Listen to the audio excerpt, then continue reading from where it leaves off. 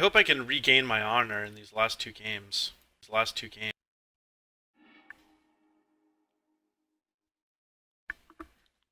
Looks like a turn 2 Den Protector kind of hand.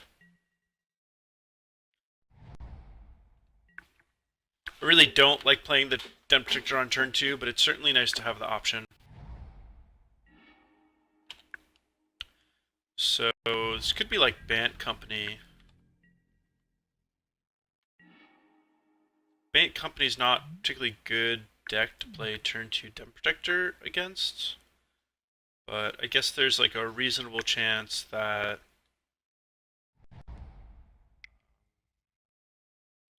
just like Reflector Mage it at some point or something. Den Protector is also not that good with like Dromoka's command. It is good against Jace though.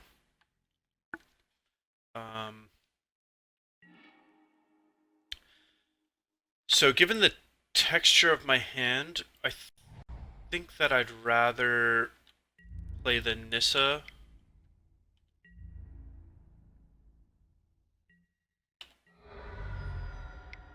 Rather than go straight for the Jace.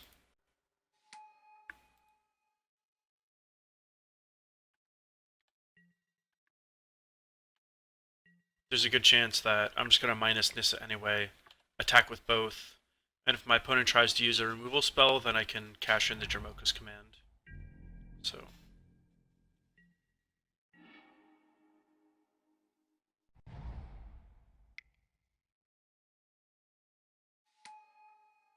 Now, I do have to worry about Languish here. Should be bad.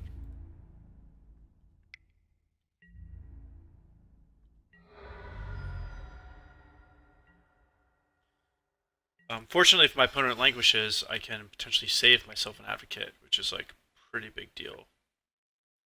So with only 1 mana available, I think that I should take this opportunity to +1/+1 fight the Jace.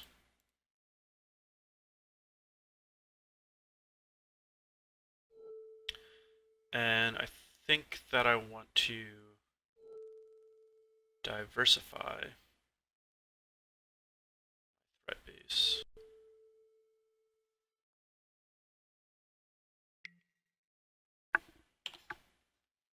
My opponent has like Madness Bounce spell, that would just be so insane. But it looks like we are against Grixis, given the fact that my opponent just discarded a Foreboding Ruins. No, well, it's kind of annoying.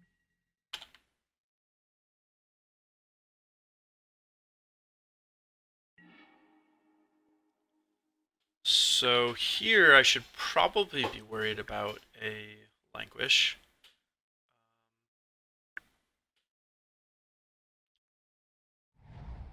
I don't need to be worried about the Goblin Dark Dwellers, which is cool. So 3, 5, 9.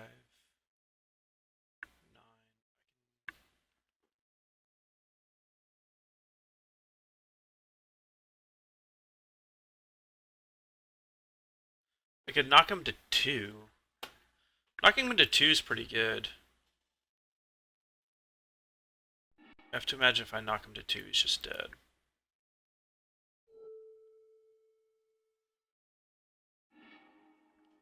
This is one of the rare case scenarios where I just have a great draw against control and just blow him out.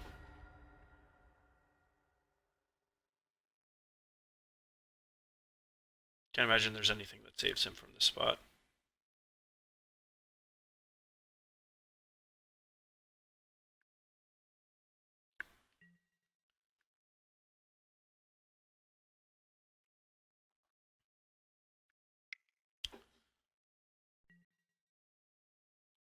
Sure, that does not save you. Plays it and concedes. Alright, so take out 2 of the Nissas. Take out 3 of the Avacyns. Take out 2 of the Secures. Purge, Tracker. Evolutionary Leap. Take out an Abbey. out 2 command. Just to give it one final look over.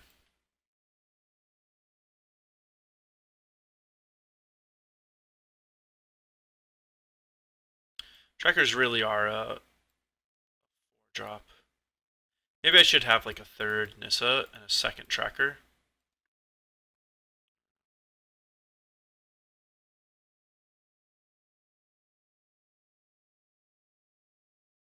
Last season when I was still playing Abs and Aggro, I got to play like a small amount of removal, but I also had 4 Bearer of Silence, which I love that card. And that was a nice way to have my threat count still decently high, while also having enough answers to like a turn 4 Kalidas. This is like not really enough answers for Jason Kalidas, but I can't really get away with playing more creatures. More removal spells, I mean.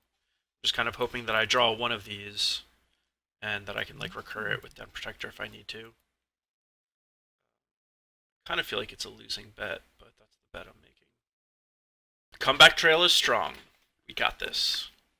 Up a game, absolutely destroyed our opponent last round, or last game. Last round we got destroyed, but last game our deck was firing on all cylinders.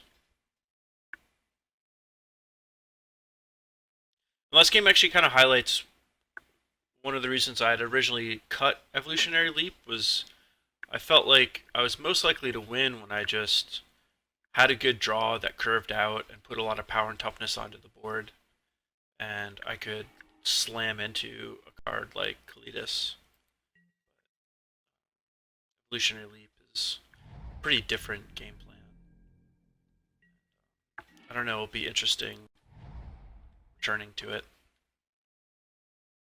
My hand does seem pretty well set up for this matchup, but it can get blown apart pretty easily if my opponent like duresses or transgresses my Angelic Purge, and then I'm like left with like no removal spell for like a turn 4 Kalidas.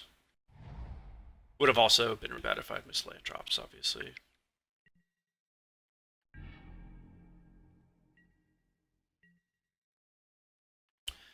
So here it's kind of interesting what I play. My opponent has something like Ultimate Price. You can't really kill Den Protector. I think I am just going to run out this Tireless Tracker.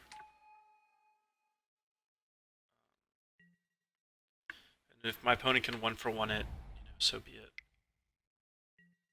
And this is what I'm really worried about.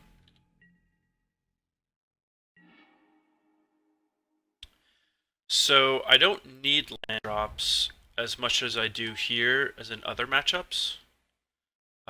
So if I sacrifice a land to Angelic Purge, I think I'll still be okay given the fact that I have a Tireless Tracker and another clue. I could also just sacrifice the clue, but I don't have anything to do with the mana this turn. And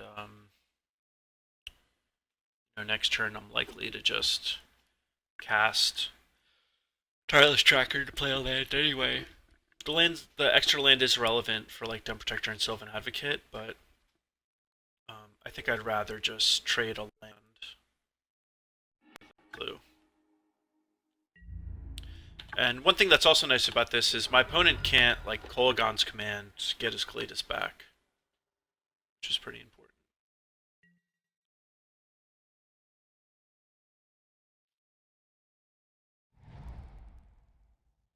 Can just Goblin Dark Dwellers here, which should be a real big pain in the butt. That's the way it goes.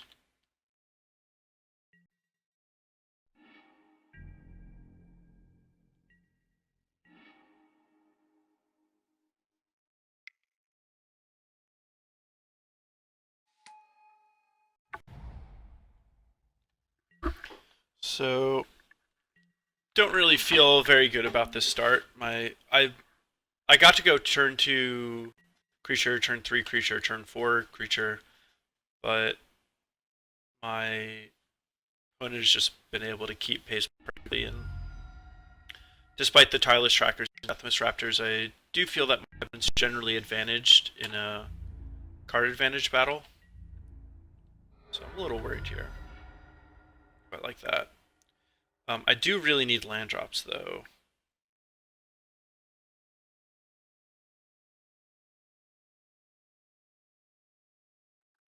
So I think I'm going to crack a clue to dig for one land drop, and I'll be able to play Sylvan Advocate. Like, if I miss the land drop, I can still play Sylvan Advocate. If I hit the land drop, I can play Deathmist Raptor.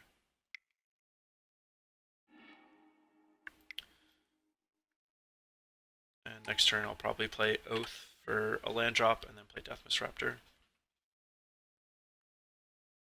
I assume that my opponent's just going to be able to kill like the next couple creatures I play.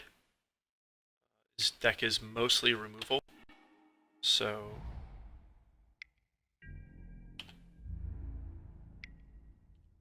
really feel like I'm losing a whole lot by doing things this way.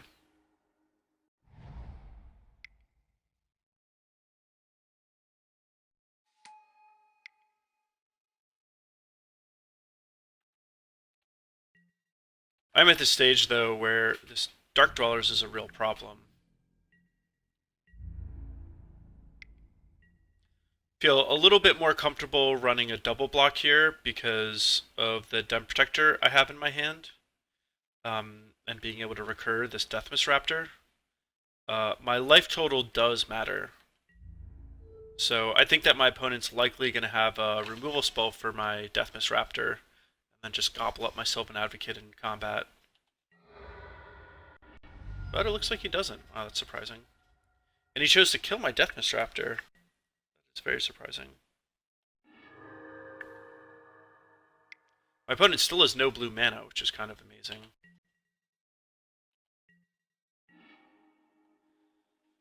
So here we have a couple options. I think probably the best thing to do is get back the Angelic Purge.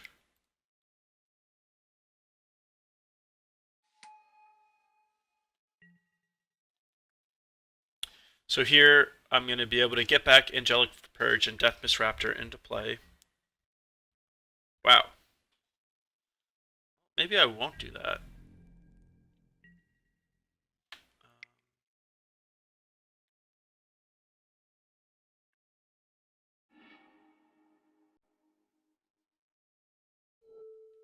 So maybe what I should actually get is just a Tireless Tracker. I'm worried about my opponent just playing like a Kalidas, but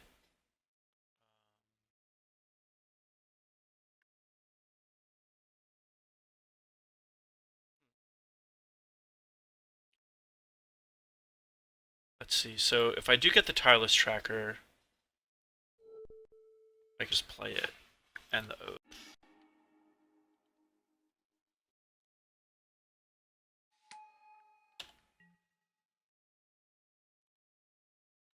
If I just naturally draw a land, I can play Tracker and Nissa. And not sure if I guess I would just minus the Nissa.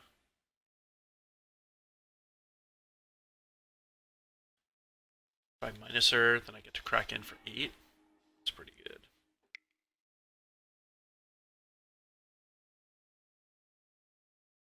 So I have to imagine my opponent just has like 2 blue cards in his hand.